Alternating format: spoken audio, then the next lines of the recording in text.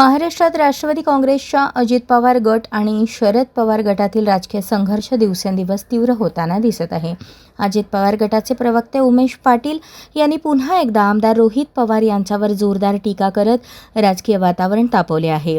रोहित पवारांच्या प्रत्येक वक्तव्याला सडेतोड उत्तर देण्याची एकही संधी उमेश पाटील सोडत नसल्याचे चित्र सध्या दिसत आहे. उमेश पाटील म्हणाले, आम्ही पार्थ पवार यांच्यासोबत काम करतोय, कुणीही हलक्या कानाचे नाही. मात्र रोहित पवारांचा स्वभाव कसा आहे हे संपूर्ण बारामतीकर आणि त्यांच्या मतदारसंघाला माहिती आहे. त्यांनी पुढे आरोप केला की रोहित पवारांना कार्यकर्ते जवळ आलेले सहन होत नाहीत आणि त्यांच्या भेटीसाठी पीएनच्या अनेक स्तरातून जावे लागते. पार्थ पवार यांच्या बाबतीत परिस्थिती वेगळी असल्याचे सांगत उमेश पाटील म्हणाले, कोणताही कार्यकर्ता थेट पार्थ पवारांना फोन करू शकतो, मात्र रोहित पवारांना थेट संपर्क करण्याचा प्रयत्न केला तर शिव्या ऐकाव्या लागतात. त्यामुळे स्वभाव बदलण्याची गरज रोहित पवारांनाच आहे, असा घणाघात त्यांनी केला. लहान्या भावाचा मोठ्या भावाला दिलेला जो सल्ला आहे, हा सल्ला जो आहे तो आम्ही पार्थदादा पवार यांच्यापर्यंत पोहोचवू. परंतु आम्ही त्या ठिकाणी पार्थदादा पवार यांच्याबरोबर काम करतो, कुणी हलक्या कानाचे नाहीत. आणि स्वभावाच्या संदर्भाने जर बोलायचं झालं तर रोहित पवारांचा स्वभाव नेमका कसा आहे हे सगळ्या बारामतीकरांना आणि त्यांच्या मतदारसंघातल्या लोकांना माहित आहे. त्यांना कार्यकर्ता जवळ आलेला सुद्धा चालत नाही. 100-150 पीए आहेत, त्यांच्यातून फिल्टर झाल्यानंतर कार्यकर्ता त्यांच्यापर्यंत पोहोचतो. तसं पार्थ पवारांच्या बाबतीत नाही. कुठलाही कार्यकर्ता थेट पार्थ पवारांच्या जवळ जाऊ शकतो, कुठलाही कार्यकर्ता थेट पार्थ पवारांना फोन लावू शकतो. तसं रोहित पवारांना थेट फोन लावता येत नाही. त्यांना जर थेट फोन कुणी लावला तर त्याला शिव्या पडतात. पहिला फोन पीएला लावायचा.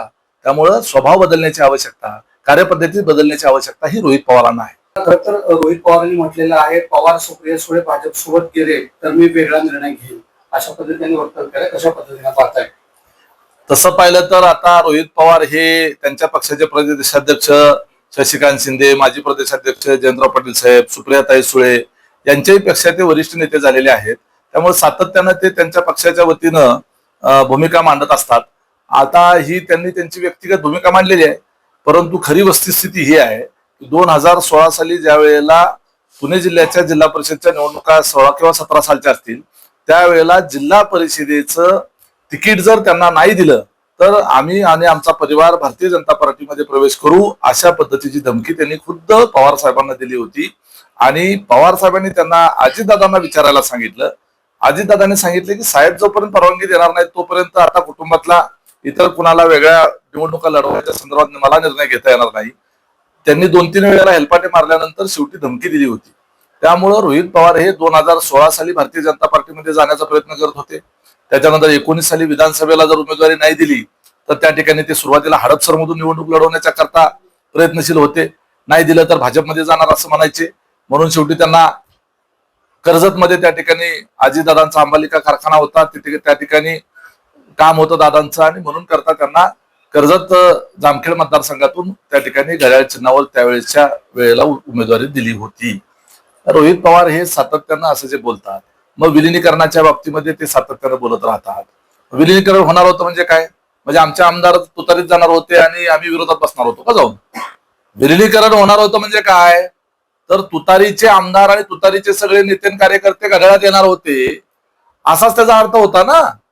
आणि त्यामध्ये मग काय होतं, रोहित पवारांना त्या ठिकाणी मंत्रिपदाची अपेक्षा होती आणि ती अपेक्षा पूर्ण करण्यामध्ये आमच्या पक्षातल्या ज्या नेत्यांचा अडसर झाला त्यांच्या मागे ते हात धुवून लागलेले आहेत. आणि त्यांना जनतेमधून कार्यकर्त्यांमधून बदनाम करण्याच्या करता काही ते खोटनाटं सांगत राहतात. आणि अशा पद्धतीनं रोहित पवार जे आज जे बोलतायत त्याच्यामध्ये काही सत्य नाही, तथ्य नाही. उद्या त्यांना कुठून ऑफर मिळाली तर ते कुठेही जाऊ शकतात. मला एक समजत नाही की रोहित पवार हे कर्जत जामखेडचे आमदार आहेत आणि कर्जत जामखेडच्या मतदारसंघाच्या प्रश्नाच्या व्यतिरिक्त त्यांना सगळ्या प्रश्नांमध्ये इंटरेस्ट आहे. आणि विशेष करून जर ते विरोधी पक्षात आहेत तर त्यांनी भारतीय जनता पार्टीच्या संदर्भाने कधी बोलताना ते बघितलंय का? तिथं कुठं टीका टिप्पणी करतात का? अजिबात नाही. शिवसेना एकनाथ शिंदेच्या संदर्भाने कधी काय बोलतात का? अजिबात नाही. त्यांच्या स्वतःच्या मतदारसंघातले रस्त्याचे प्रश्न, पिण्याच्या पाण्याचे प्रश्न, शेतीचे प्रश्न, बेरोजगारीचे प्रश्न आणि ज्या मुद्द्यावर त्यांनी त्या ठिकाणी निवडणूक लढवली आणि तिथल्या मतदारसंघातल्या तरुणांना एमआयडीसी आणण्याचं गाजर दाखवलं, त्या विषयावर तरी कधी ते बोलतात का? ते फक्त आमच्या पक्षावर बोलतात, आमच्या पक्षातल्या घडामोडीवर बोलतात. कुणाला मंत्री करायचं आणि कुणाला काढायचं, कुणाला ठेवायचं हा अधिकार सर्वस्वी राज्याच्या मुख्यमंत्र्यांना आहे. आता रोहित पवार स्वतःला मुख्यमंत्र्यांच्या वरची सुपर पॉवर समजतात का?